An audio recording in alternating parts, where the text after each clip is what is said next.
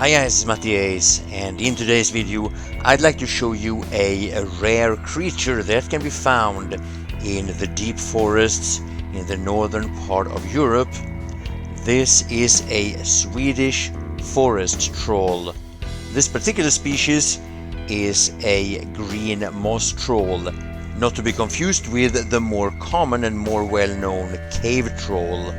Now, the green moss troll got its name from the green moss covering the ground in this particular kind of forest. Here I'm sneaking up behind it, and even though this troll normally isn't aggressive towards humans, you still want to approach them with caution. So now, even though the green moss troll normally doesn't live in caves, they still seem to maintain this animalistic attraction to this type of environment. So now I'm doing my best not to disturb the troll while trying to observe it in its natural habitat, but I still think at some point it actually did spot me. Now, since even a small cave such as this have a tendency to attract a lot of Swedish trolls, I decided to actually step inside it and show you what it looks like. Now, the name of this cave is Göparås kyrka, or if you pronounce it Göparås, I'm not entirely sure, but the word kyrka is the Swedish word for church, and it got that name because inside here it actually looks like there's an altar. I'm sorry I didn't film that properly since I was way too focused on not losing sight of the troll.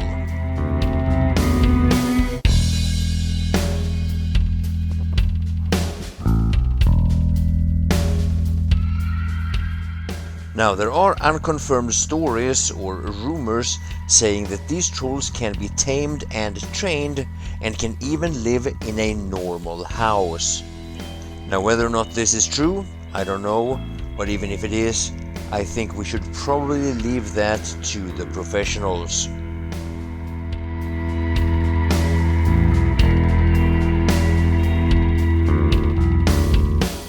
Now, there is currently an ongoing debate in Sweden about declaring the green moss troll an endangered species, and the main reason for that is the claim of the destruction of its natural habitat.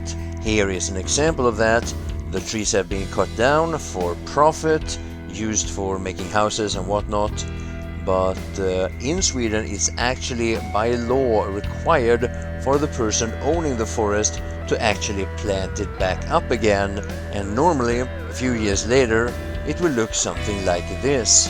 Now, as much as cutting down all these trees might look like it's devastating for the wildlife, the small trees, the bushes and the other vegetation in many ways actually creates an even more flourishing wildlife with more food sources for some of the animals. Now, this particular troll can only be found in certain forests in Sweden, and if you want to know what that can look like, then I'm going to show you a few more minutes of Swedish nature, so please enjoy, and big thanks for watching.